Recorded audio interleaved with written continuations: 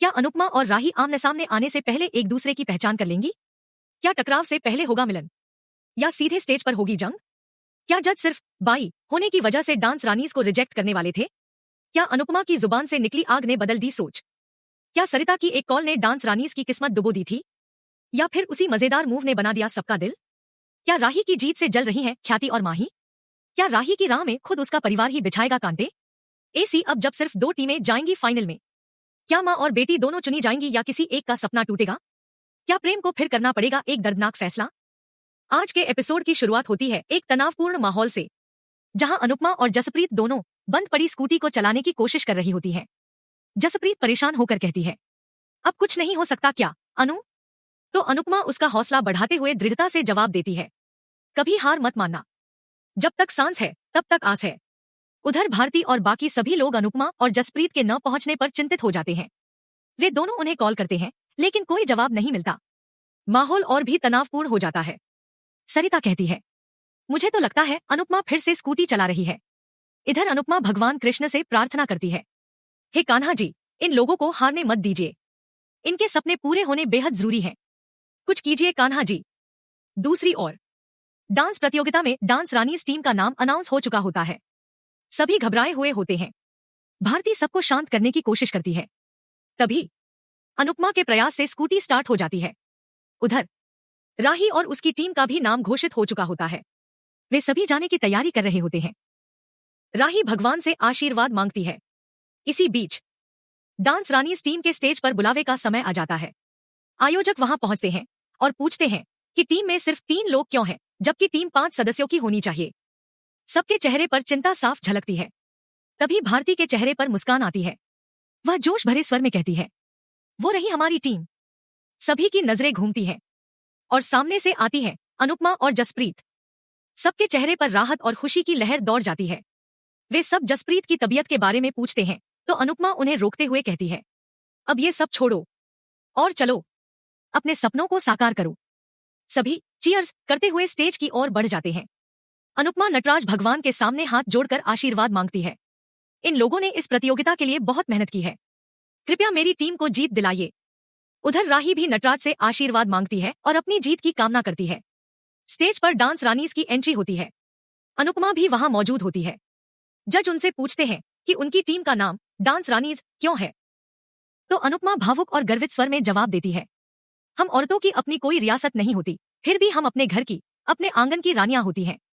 हमारे सिर पर कोई ताज नहीं होता, लेकिन अगर हम हिम्मत करें और अपने सपनों को पूरा करें, तो वह ताज हम कमा भी सकती हैं और पहन भी सकती हैं। एक जज उनकी बात का समर्थन करते हुए पूछते हैं, क्या आपने कोई डांस परफॉर्मेंस किया है? अनुपमा मुस्कुराते हुए कहती है, नहीं, इतने बड़े मंच पर खड़ा होना ही मेरे लिए सौभाग्य की बात है। वह अपनी टीम को पंडित मनोहर शर्मा की शिष्याएं बताते हुए सभी का परिचय कराती है। जज जब अनुपमा से उसका नाम पूछते हैं, तो वह गर्व से कहती है, मैं अनुपमा हूँ, एक कोच के रूप में यहाँ आई हूँ। फिर वह कहती है, इनमें से कोई भी प्रोफेशनल डांसर नहीं है, लेकिन इनके डांस में आप इनका जज्बा, इनकी मेहनत और हुनर देख पाएंगे। तभी एक जज पूछते हैं, क्या आप खुद कभी प्रोफेशनल डांसर रही हैं या बस शौक रखती हैं? अनुपमा थोड़ी देर के लिए चुप हो जाती है, फिर अतीत में झांकती हुई जवाब देती है, मैं एक प्रोफेशनल डांसर रह चुकी हूँ, मेरी अपनी डांस अकेडमी थी। यह सुनकर डांस रानीज की टीम चौंक जाती है। अनुपमा आगे कहती है, मुझे घर से बाहर निकलकर कुछ करना था, अपनी अलग पहचान बनानी थी, और इस प्रतियोगिता में भाग लेकर सबसे बड़ा संदेश देना था कि कला सीखने की, अपने सपनों को पूरा करने की कोई उम्र नहीं होती। वह जजों को बताती है कि कैसे उनकी उम्र और स्थिति को लेकर दूसरे प्रतियोगियों ने उनका मजाक उड़ाया। वह कहती है, ऐसी छोटी सोच को हम हराना चाहते हैं। तभी सरिता एक जज को पहचानते हुए बताती है कि वह उन्हें कहीं देख चुकी है। जज अनुपमा से पूछती है, क्या आपकी टीम डांस करने में सक्षम है? अनुपमा आत्मविश्वास से जवाब देती है, बिल्कुल, ये कर पाएंगी। वह फिर सरिता की ओर इशारा करती हुई कहती है, मैंने आपको कहीं देखा है, क्या आप मेरी दोस्त के घर काम करती थीं? सरिता सिर हिलाते हुए हामी भरती है। तभी एक जज गुस्से में कहती है, मतलब अब प्रतियोगिता में बाइयां नाचेंगी और हम उन्हें जज करेंगे? क्या अब हमारा कोई स्तर ही नहीं रह गया? इस पर अनुपमा उन्हें बीच में टोकते हुए कहती है, मैडम, क्या बाई लोग इंसान नहीं होती? इनके बिना तो मिडिल क्लास क्या, अमीरों के घर भी नहीं चलते, खासकर मुंबई जैसे शहर में।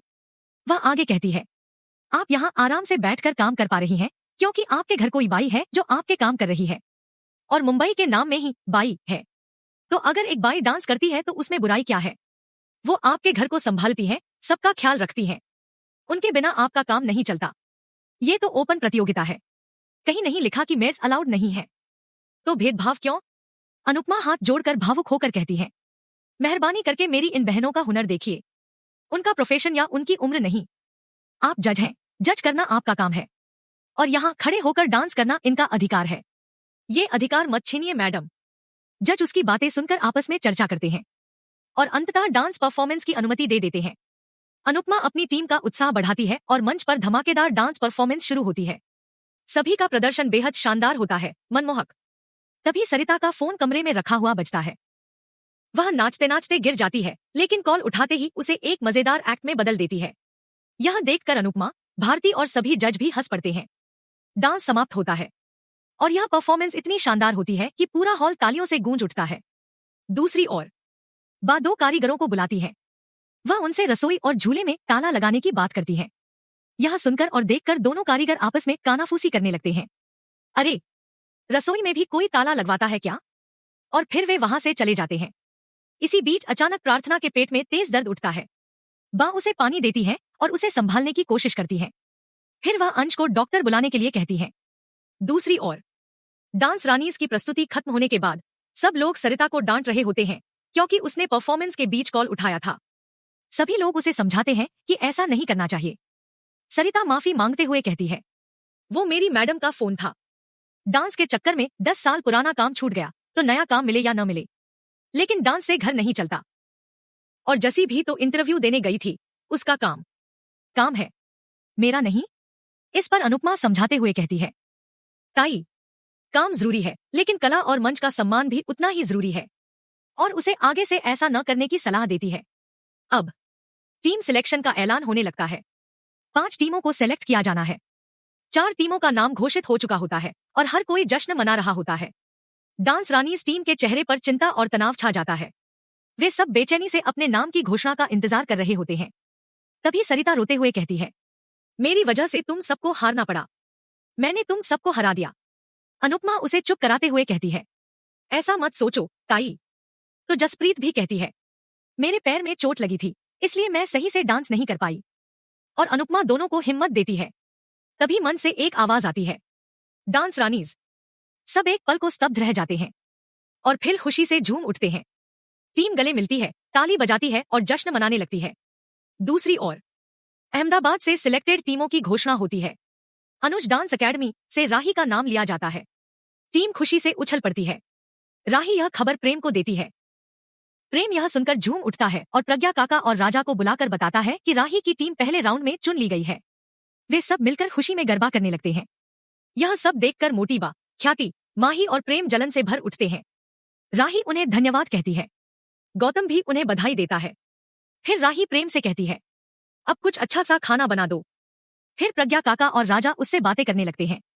प्रेम अपने मन में सोचता है, जैसे जैसे दोनों टीमें आगे बढ़ेंगी, मेरी खुशी भी बढ़ेगी और मेरी टेंशन भी। दूसरी ओर जब अनुपमा की टीम का सिलेक्शन हो जाता है, तभी एक और घोषणा होती है। अब उन 5 सिलेक्टेड टीमों में से केवल 2 को फाइनल के लिए चुना जाना है।